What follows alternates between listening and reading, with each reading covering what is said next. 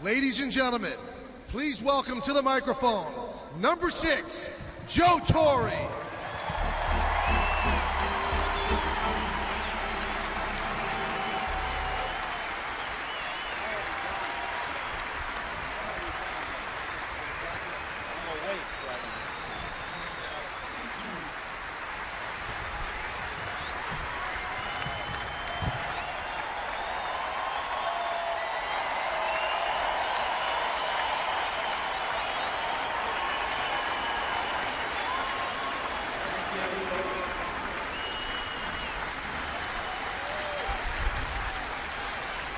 Thank you so much. I got a text early this morning from Susan Waldman. She said, "Enjoy your day." And I texted back, "It feels like the World Series all over again."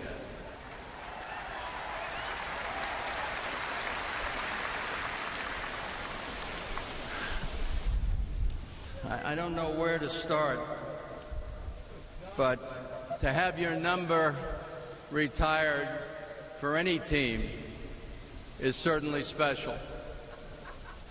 But when you're talking about the history and tradition of the New York Yankees, known worldwide, it is a feeling I can't describe. I just can't help but thank the Steinbrenner family. Thanks, Jan and Hal. Threw me a great party in Cooperstown. But let me tell you, folks, wouldn't have been a Cooperstown without a Yankee Stadium.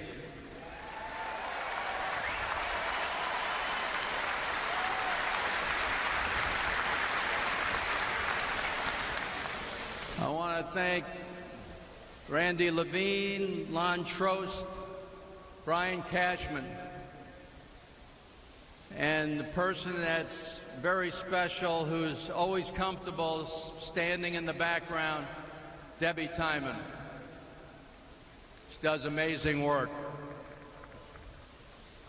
Well, the story goes, Arthur Richmond mentioned my name to George, but it was Stick Michael who recommended me to George, and I'll be forever grateful to him.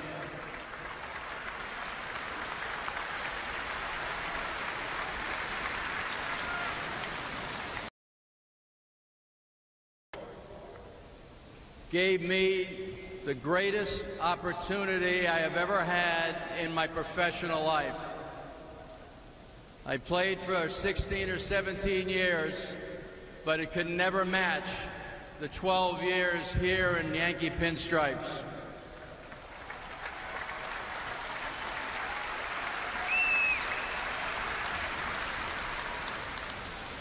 And I will be forever grateful for the opportunity in trusting me with his team. It always makes it special when you can share all the things, all the great things that have happened to me with family. And of course, you met everybody. Let me see if I forget anybody. I've been good at that. My wife, Allie, my sister, Ray, sister, Marguerite, of course, Sutala, what can I say? My son, Michael, Lauren, my daughter, Andrea, my daughter, Christina, couldn't be here.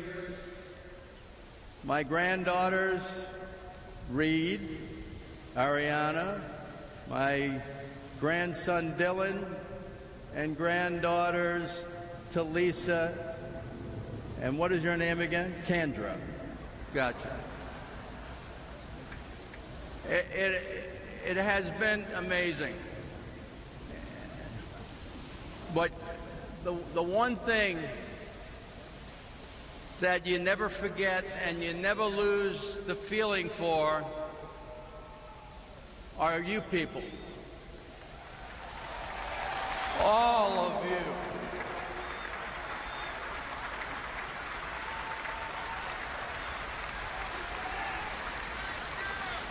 And it continues. It wasn't only during the 12 years. I walk around the country now, people come up and thank me. They don't realize what a good time I had. But I talk about the fact that the New York fans have made this city a small town. But I also have mentioned numerous times how when you get to this ballpark, you just feel the heartbeat. And it's something that doesn't go away. Thank you for that, and thank you for being there.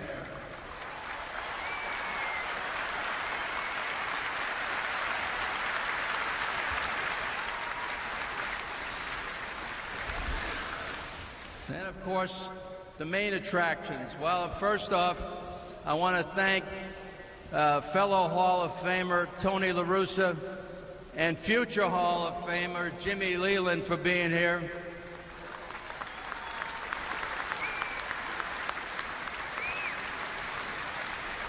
A great training staff. When you're as old as I am, you need a great training staff to keep you going. Gene Monahan, the best that there ever has been. And Stevie Donahue, the guy with no hair over here. And you talk about coaches, Mazzilli, Cardinale, Ron Guidry. There he is, Willow. And of course, you heard from Mel, and we're all sorry that Zim couldn't be here. But I hired two coaches, and they became dear friends. And that was both Mel and Don. And thank you, Soot, for being here.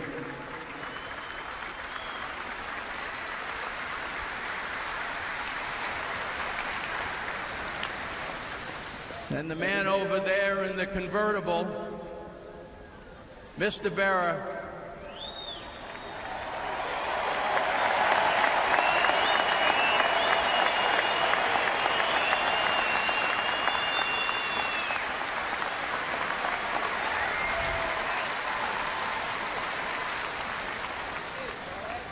When I was going to my first World Series, even though he wasn't on talking terms with George at the time, he called me up and said, "Hey kid, when you go out to first base the first night of the World Series, you're going to have a feeling you've never experienced in your life." And he sure was right, like he has been most of the time.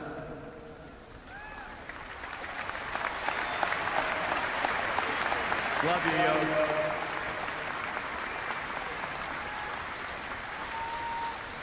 Reggie, you've always been there to help. I appreciate it. And now the main attraction for me are these players. David Cone.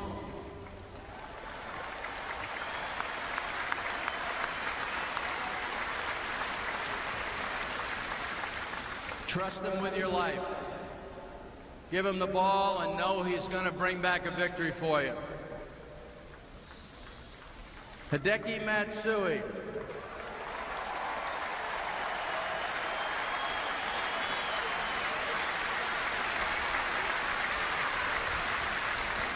He came over from Japan as Godzilla, hits 50 home runs every year. And in spring training, his first year, Don Zimmer asked me to ask him, can he hit and run? And now through the interpreter, when I asked him that, he says, anytime you want.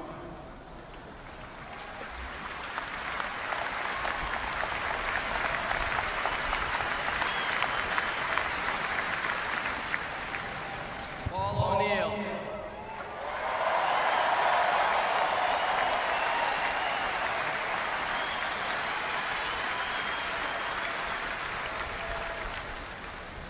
George named him right. He called him the Warrior. Such passion. and I never forget it. Tino Martinez.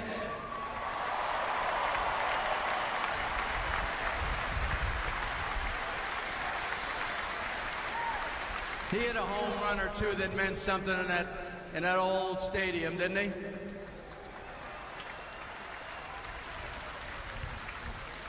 And of course, my favorite, Bernie Williams.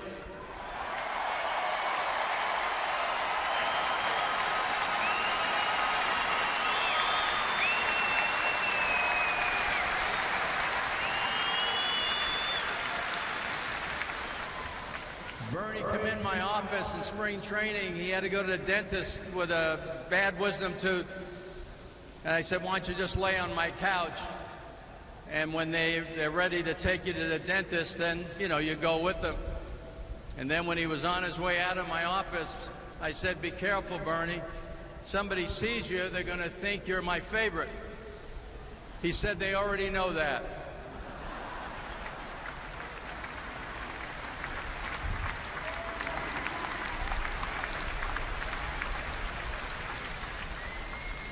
Jorge Posada.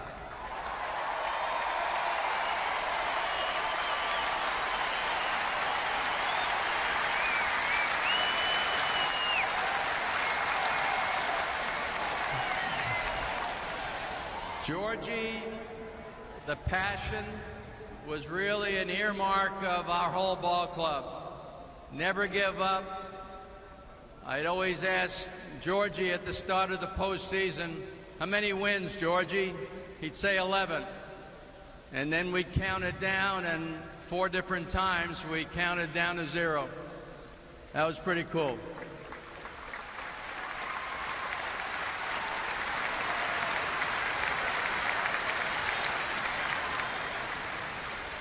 Andy Pettit.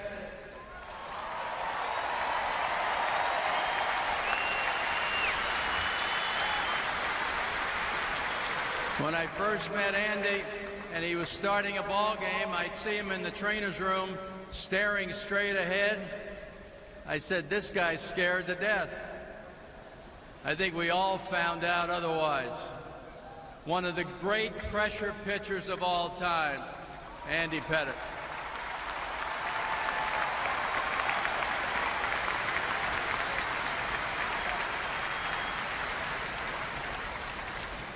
And I have to turn to my left for one guy. Where are you? There you are. There's one single digit left out there.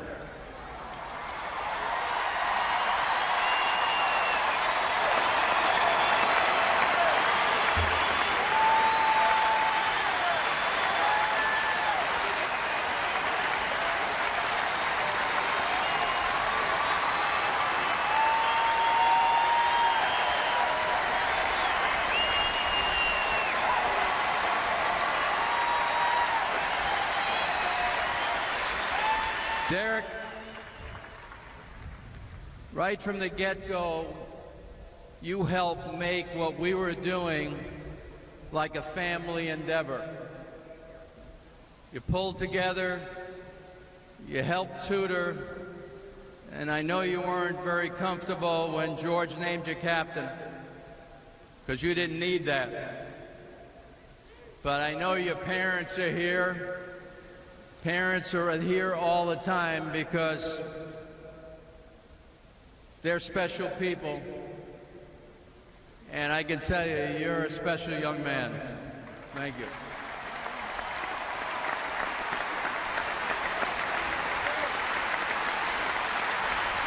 And I just want to say in closing that it's a short distance from the old stadium to here. But it's a long, long way from the field to Monument Park. However, I was blessed to make that journey on the shoulders on some very special players. Thank you very much.